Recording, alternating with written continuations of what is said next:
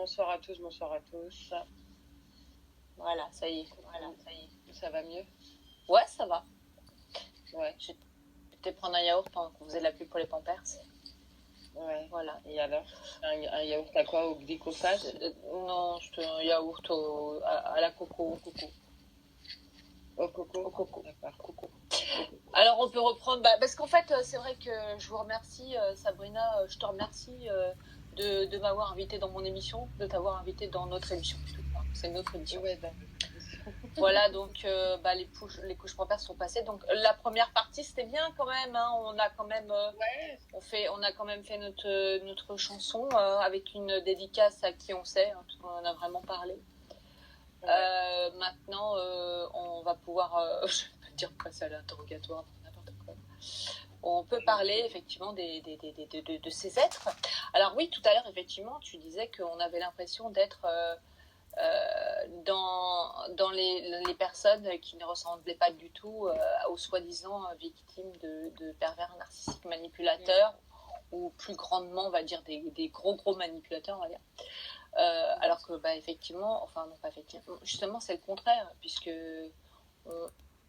Alors je suis désolée pour le son, mais c'est une vidéo qui a été faite en live via Facebook. Et en fait, on ne peut plus enregistrer les vidéos directement. Donc je fais une vidéo de la vidéo. Donc il va y avoir un petit peu de décalage au niveau de la voix. Il y a des moments où ça va être un petit peu pas très clair. Mais dans l'ensemble, je pense que c'est tout à fait gérable. Voilà, je vous mets la suite. On est le type de personnalité idéale. Oui, mais en même temps, aujourd'hui, là, toi et moi, on est en train de discuter par rapport à ça, et on a été les deux à différents degrés et niveaux de la perversion. Et en fait, il aurait fallu qu'on ressemble à des personnes qui sommes passées sous un rouleau compresseur, peut-être, je pense, hein, parce qu'aujourd'hui, moi, quand je vois comment la force que j'ai puisée, et toi-même tu sais, pour m'en sortir, pour essayer de garder la tête hors de l'eau, je ne suis pas considérée comme une personne qui a été victime, bien au contraire. J'ai même plutôt l'impression qu'on m'accuse, moi, en permanence de tous les maux que Eh bien voilà, je suis tout à fait d'accord, parce que le problème avec ces gens-là, c'est que justement, ils ont l'art et la manière de toujours retourner la situation à leur avantage. C'est-à-dire que tu as été victime, j'ai été victime. Alors effectivement, maintenant, on n'a peut-être pas forcément l'impression d'être passé sur un rouleau compresseur maintenant. Je pense que si on prenait des photos ou des vidéos de moi il y a quelques années et de toi il y a quelques années, je pense que là, effectivement, on serait bonne et tout le monde nous regarderait en nous disant mais qu'est-ce qu'elles ont? Elles ont un problème. Ouais. Elles ont perdu combien? Il y en a une, elle a perdu 15 kilos. L'autre, elle ne sait plus enfin, elle pleure tout le temps. Mais pendant cette période où nous sommes mal, nous ne savons pas pourquoi. Nous n'avons pas l'explication, parce que nous ne connaissons pas ce système de pensée. Nous ne connaissons pas le rôle qu'ont ces gens dans notre mal-être. Donc, comme nous sommes super mal, nous, les victimes, là je parle de toi, de moi et des victimes, la seule chose que nous avons à ce moment-là en tête, c'est de s'en sortir. Et pour s'en sortir, on passe partout. On va pas aller forcément chercher en arrière, quoi, on essaye juste de s'en sortir. Alors, qui dit s'en sortir, c'est avoir le moral, parce que le moral est atteint. Souvent, la santé est atteinte. Et ça, je tiens vraiment à le dire. C'est-à-dire qu'on est rentré dans un schéma avec ces personnes-là qui nous est complètement inconnu, en fait.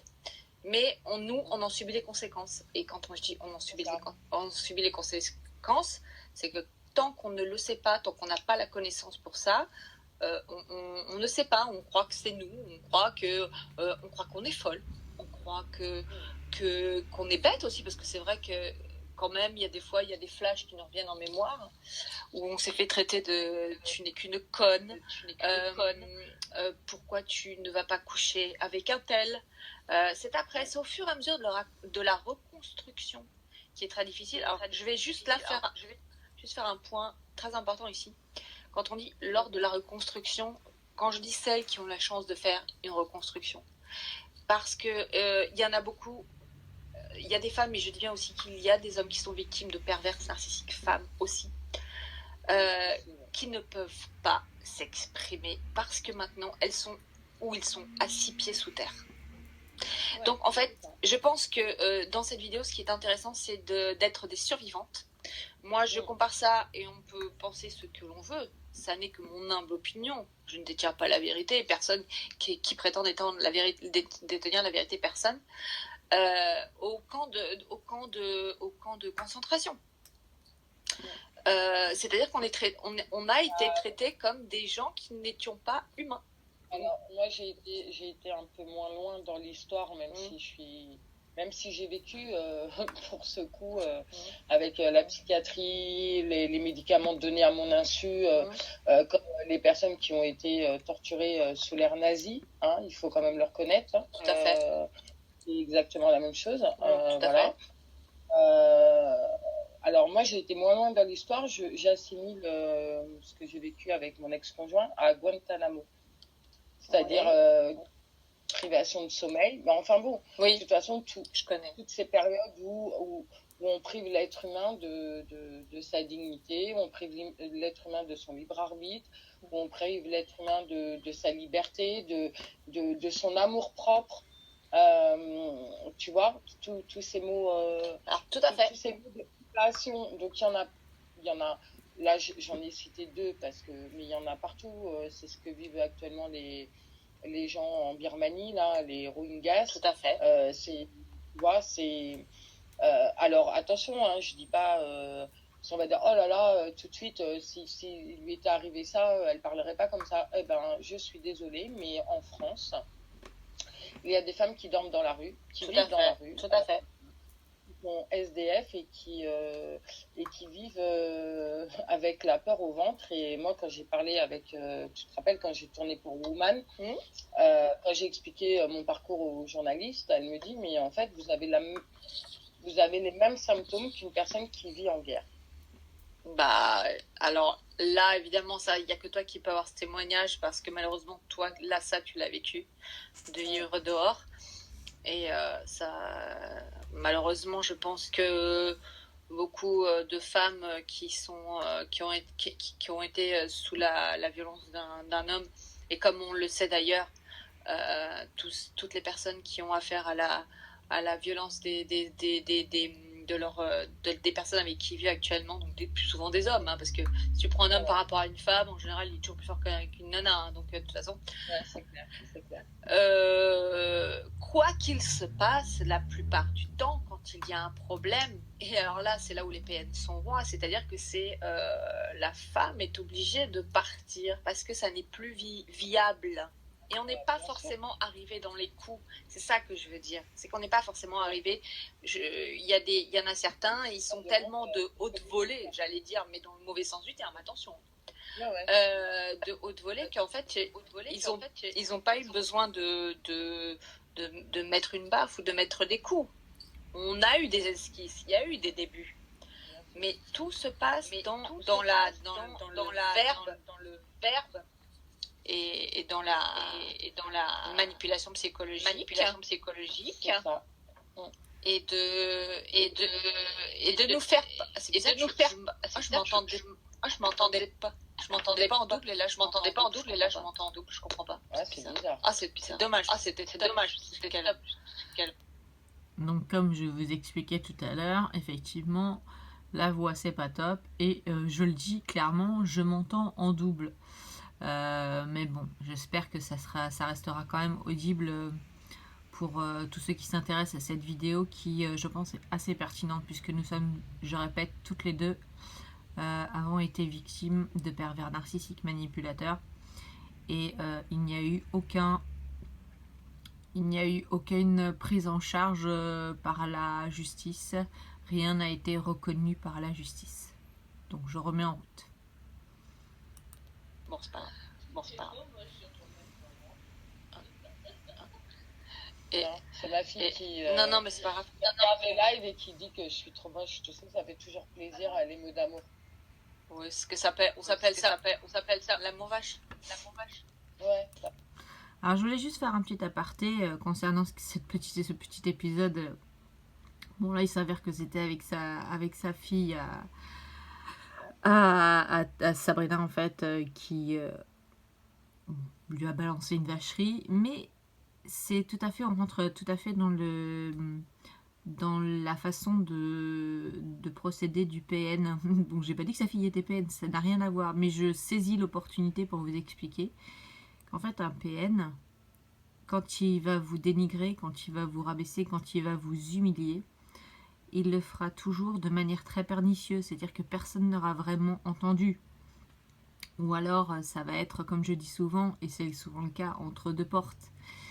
C'est-à-dire que c'est une humiliation constante que les autres ne voient pas, mais qui font que petit à petit, la folie qu'il a à l'intérieur de lui, il arrive à la transposer sur vous. C'est-à-dire que son visage, plus il va être détendu, lui, son visage, plus nous allons être tendus.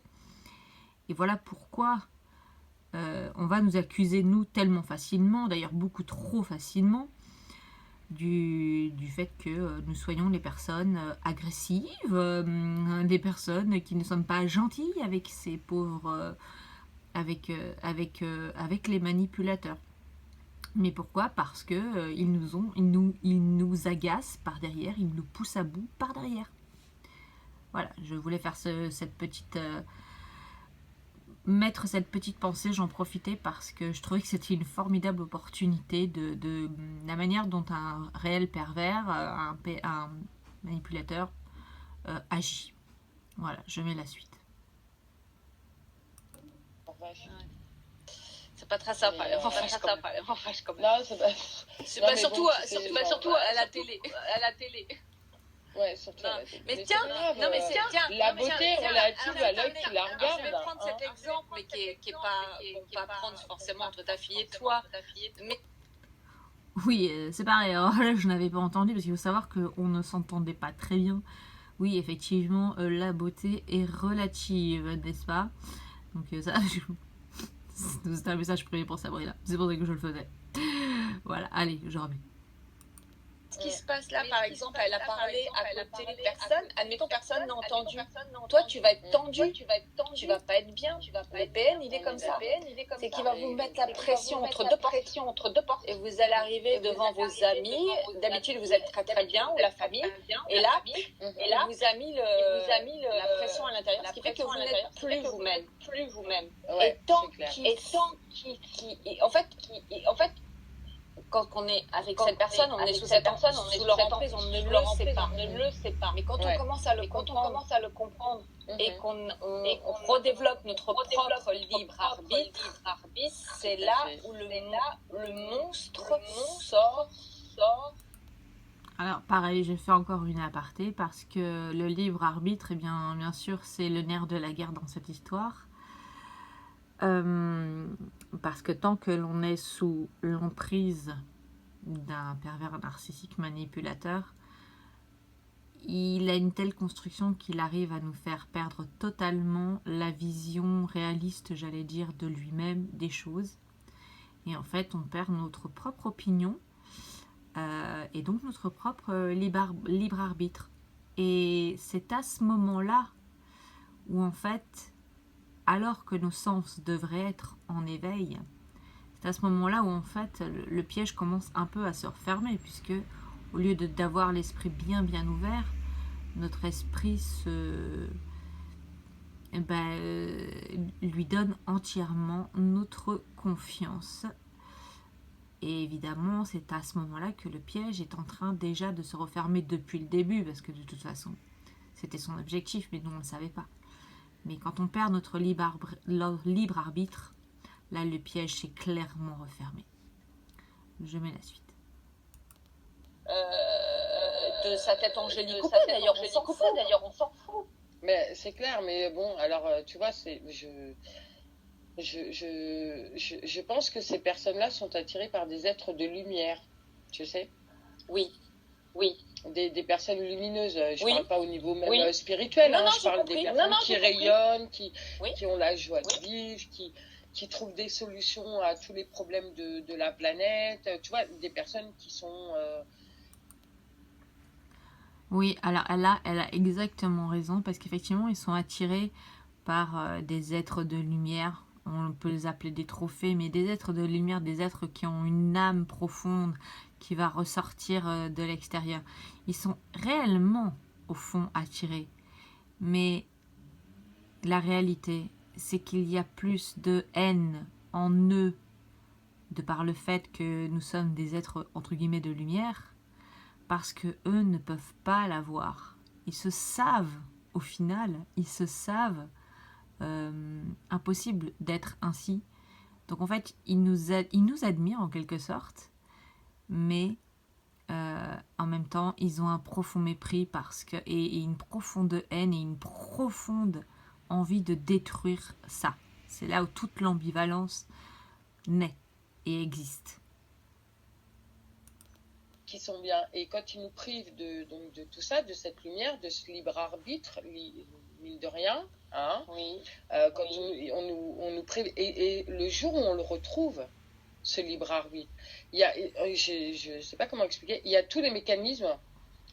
Comme tu dis, la bête sort. C'est comme si on avait ouvert une porte et que le vrai visage de cette personne apparaissait.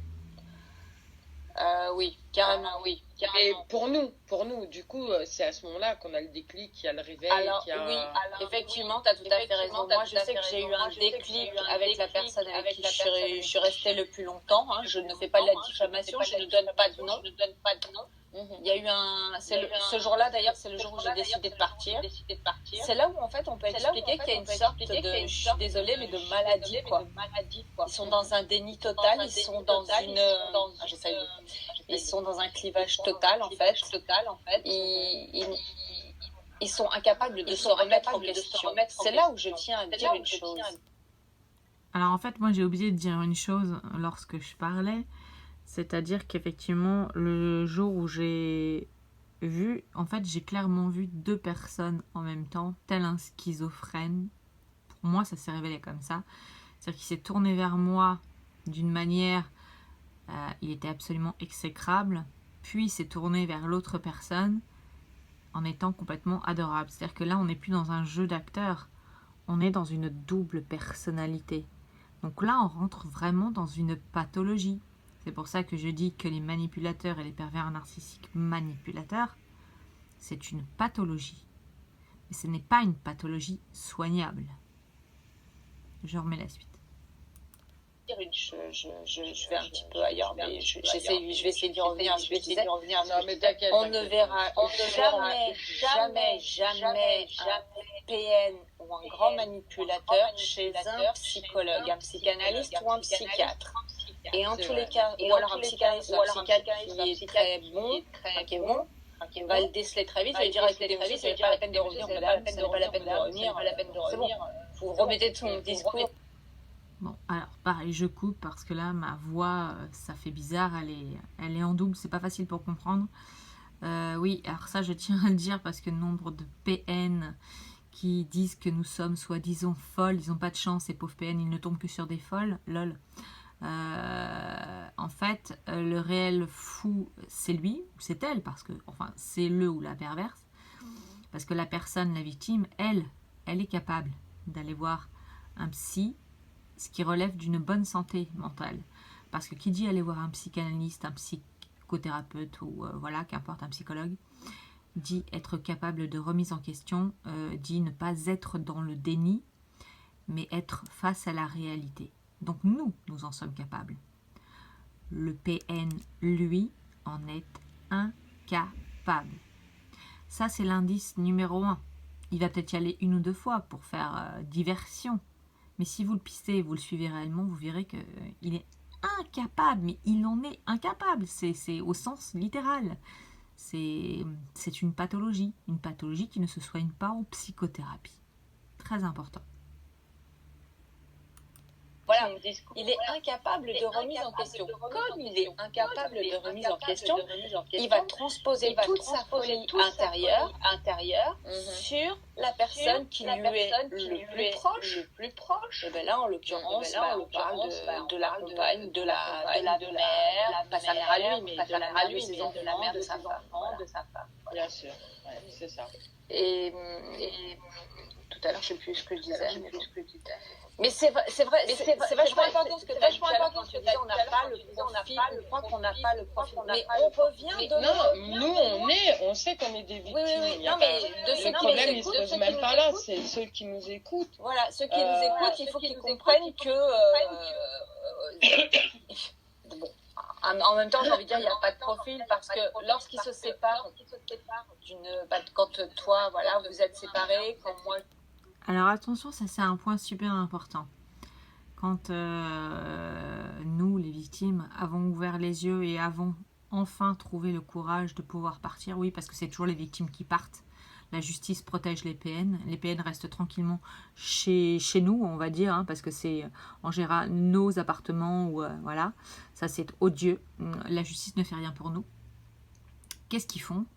Eh bien, non, ils ne tombent pas amoureux, contrairement à ce que l'on croit, non. Ils cherchent une remplaçante. Quel que soit le niveau intellectuel, physique ou quoi au caisse, il leur faut vite une remplaçante. Ils sont tellement dans un déni qu'il leur faut une remplaçante. Vite. Je remets. Je suis partie. C'est des gens qui sont dans un tel clivage qui ne sont incapables de regarder la réalité en face, qui se dépêchent de prendre une remplaçante. Mais c'est ça.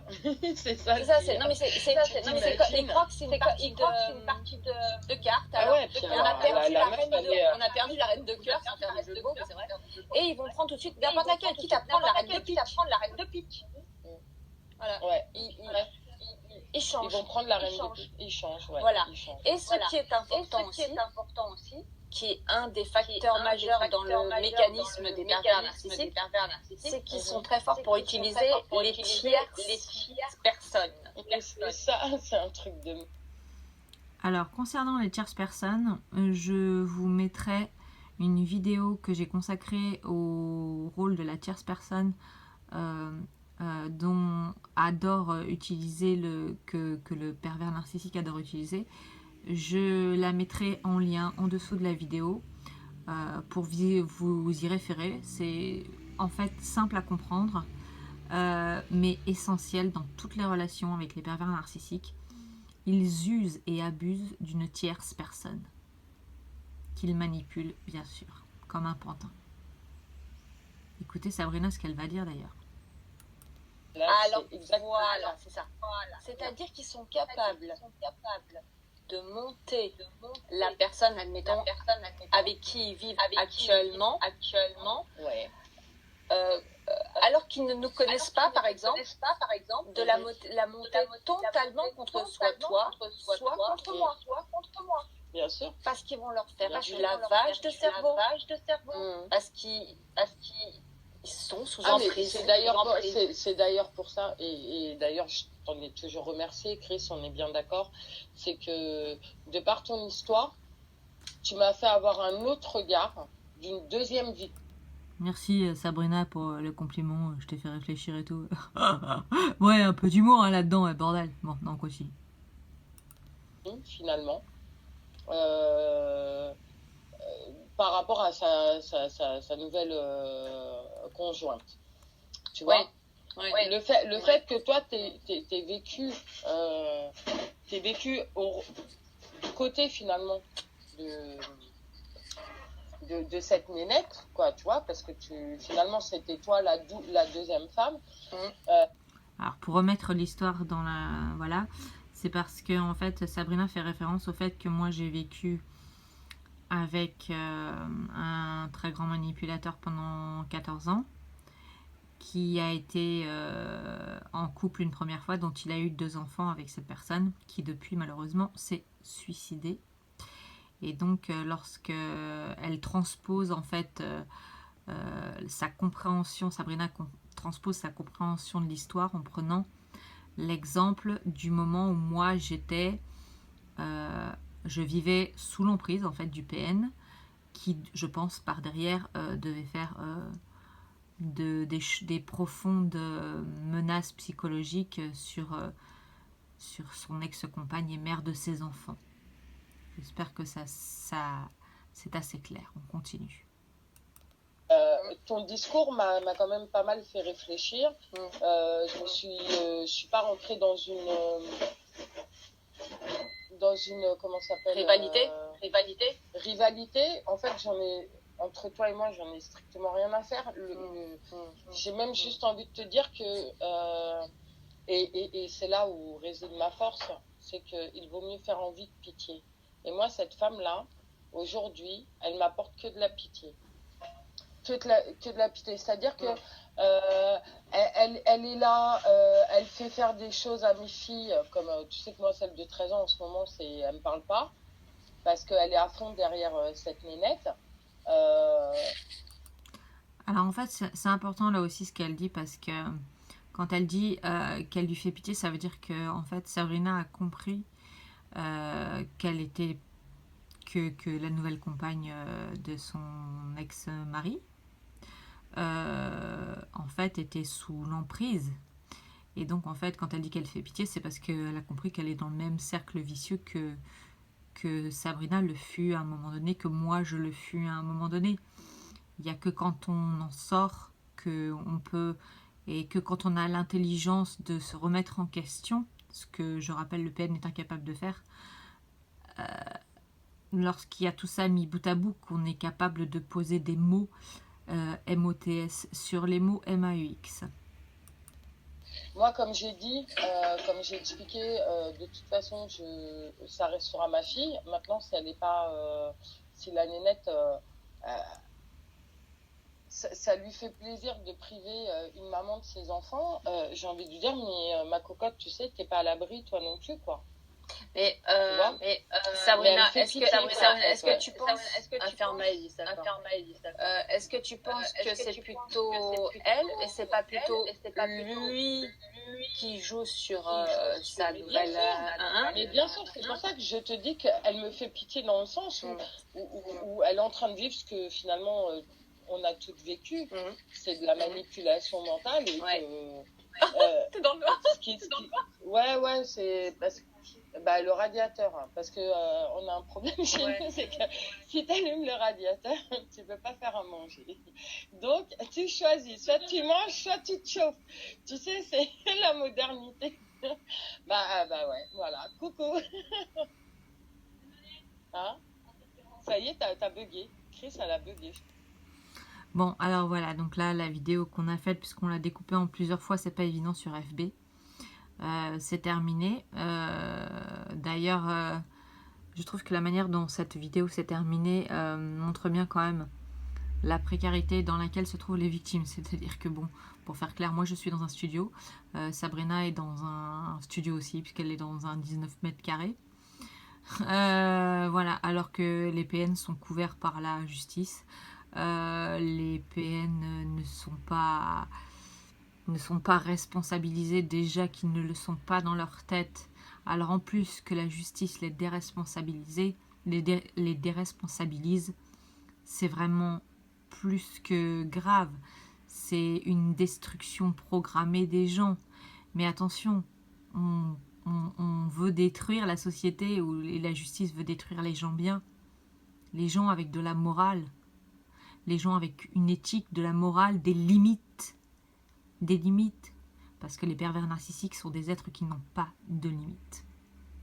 Voilà, j'en resterai là pour aujourd'hui. J'espère que cette vidéo vous aidera un peu plus à poursuivre votre chemin positivement et à vous battre. Et n'hésitez pas à me suivre sur ma chaîne YouTube. Je pense que de toute façon, nous ferons avec Sabrina ou d'autres personnes d'autres vidéos. Merci beaucoup. Au revoir.